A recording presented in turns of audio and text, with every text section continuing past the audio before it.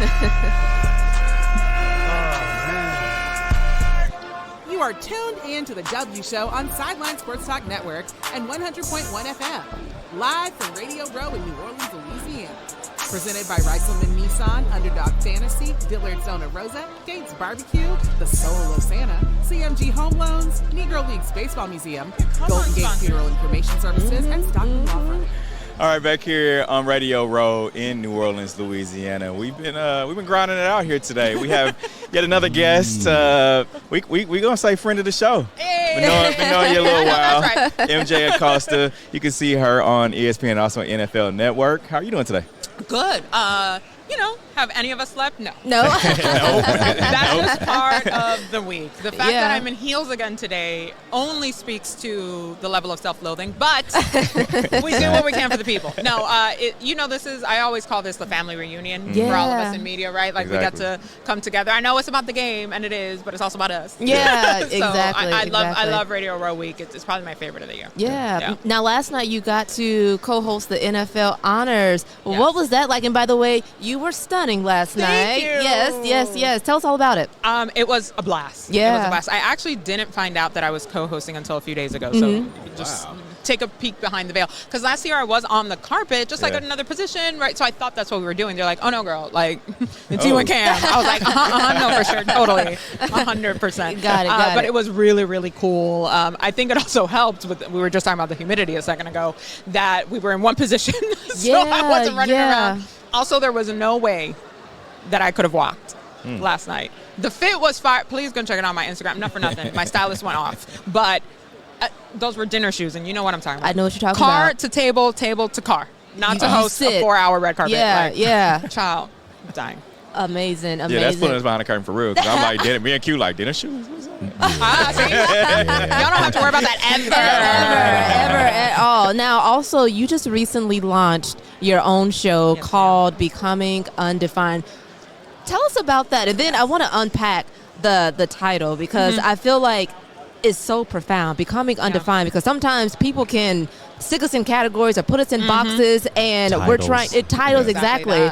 So tell us all about Becoming Undefined. I mean, you kind of hit it right on the head, and that was exactly it. I think all of us sitting here know that this industry and this career requires us to have a tough skin, right? So there are ebbs and flows constantly, and I think we're in a space now where the landscape of the industry and of our culture is changing faster than we can come up with. And so I'd gone through some pretty dark moments personally and career-wise, where it really forced me to be really introspective of what I wanted of my life and how tethered I was with my identity being tied to what I did, right? And it's like, there's so much more to me, but I wasn't even giving myself the grace or the credit to be more than. So in sitting there, one, I was like, well, what do I want to do with my career? Two, as you know, we're constantly fighting for the next contract, for the next gig. The opportunities are fewer and far between, like the higher you get up in the ecosystem, if you will.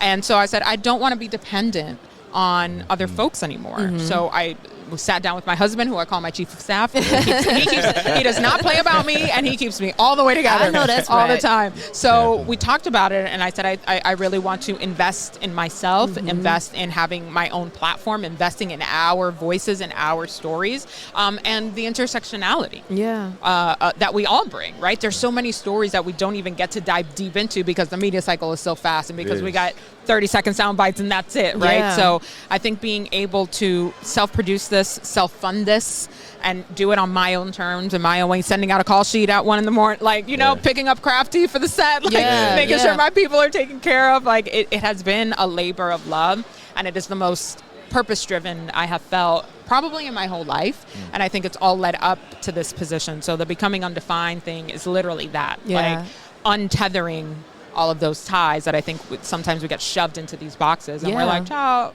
I barely fit where I am. And that's the point. You're supposed to occupy the space, not conform yourself to fit into it. And when you're going through, like you talked about, taking care of the team and coming up with all the talking to your husband, when you actually get the final product and you're there and you're like, oh man, what's that feeling like? Okay, so full disclosure, because you can't also be too close to it, right?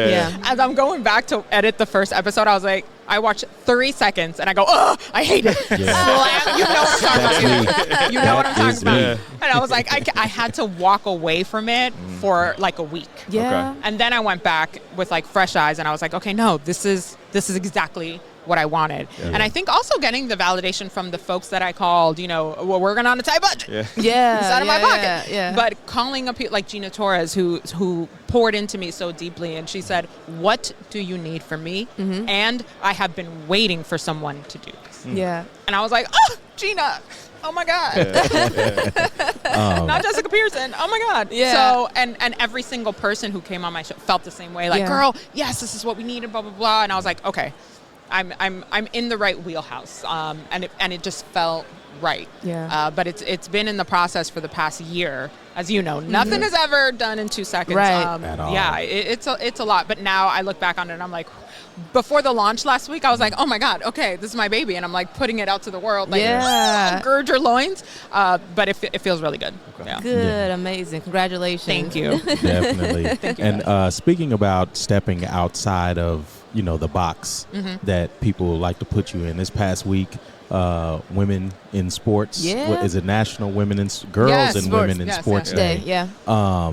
We've had a few women on this week, and what I asked them is kind of talk about how the landscape of sports and also media as a whole really has changed over the last 10 years in your perspective as far as women are concerned. I think that it has changed. It has changed a lot, but it has been such a small incremental change that I think when all of us who are on the inside of it, right, trying to lift each other up and trying to amplify one another, we know how much more there is to go. And it's not to take away from the progress that has been made. There are so many women whose shoulder we stand on, right, constantly, every day. I got to work alongside Lisa Salters every Monday, and I'm just in awe of her kindness, of her professionalism, of the path I know that she's been on, and I barely know what she's been through, right? Like, we know, we know, but we don't know. Yeah. But we don't know.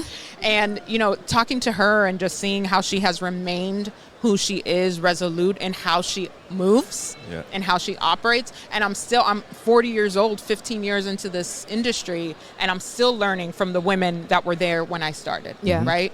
And Lisa is one of those people who she knows. She said immediately, what do you need? Here's my direct number. What can I do for you? And I think that's how we survive. Absolutely. Especially Black and brown women in this business, literally on the backs of one another, right? And so it's still so important that we continue to lift as we climb, and that we acknowledge how much more work we still have to do. That it's not like, okay, they got a Black girl shoot. Like, that we're there, we're occupying the space, and that it's normal. Because we are just as excellent, if not more so. Absolutely.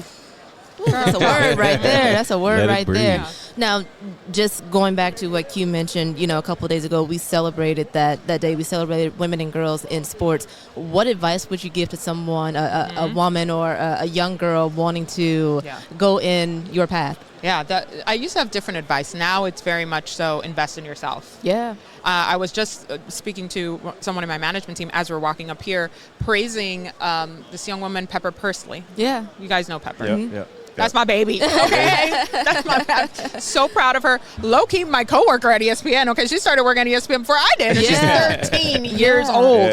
But her parents saw this fight in her, this love and this talent when she was merely 6 years old, and encouraged her and poured into her, and were able to lay this foundation for her to be here at this point. 13 years old. Yeah. My girl is in Sports Illustrated. She's a 5-sport athlete, and she's killing it on air too, covering WNBA and other things. So it's like, do it. We need she's you. on Chiefs red carpet, I think. She sure is. Do it. We need you.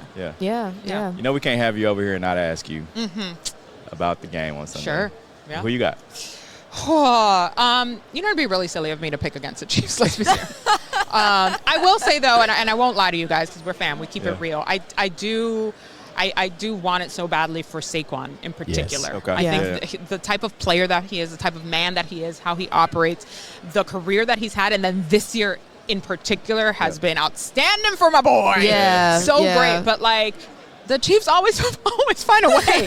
Always find a way. Like, it is insane. It is insane. And at this point, we should not be surprised. That's what it is. That's why they are the team to beat. That's why they are poised to now do a three-peat, something that no other team in the NFL has done before. Yeah. Yeah. So, yeah. All right, cool. We appreciate you giving us Thank you, time. guys. I Thank appreciate you. it so much. Thank you. And I'm taking some barbecue. Yeah, for sure. you got You have to. to. You got Kate's to. Barbecue. It's the best barbecue in Kansas City. Been around 75 years. Period. So, yeah. You know, we went to Kansas City 2 times for Monday Night Football. Yes. Why somebody try to feed us Chinese food? Oh, No, they didn't. no. The disrespect. Disrespectful. You come back this year, I got you. Plain and Reach right. out We to the eventually W got show. it rectified, but I was like, I'm about to go out to the Yeah. tailgate. And I have to learn your hacks for, and even though, I'm from Kansas City, right? But I have to learn your hacks for dressing for cold weather. 'Cause Girl. my girl got it down. Electric okay? everything. Yes, she got it down. I'm one lithium battery if you see me out in cold weather. That's it. That's MJ Acosta. We'll have more guests coming back on the W Show. We'll be right back. Walking New Orleans with the etiquette, the LA yelling.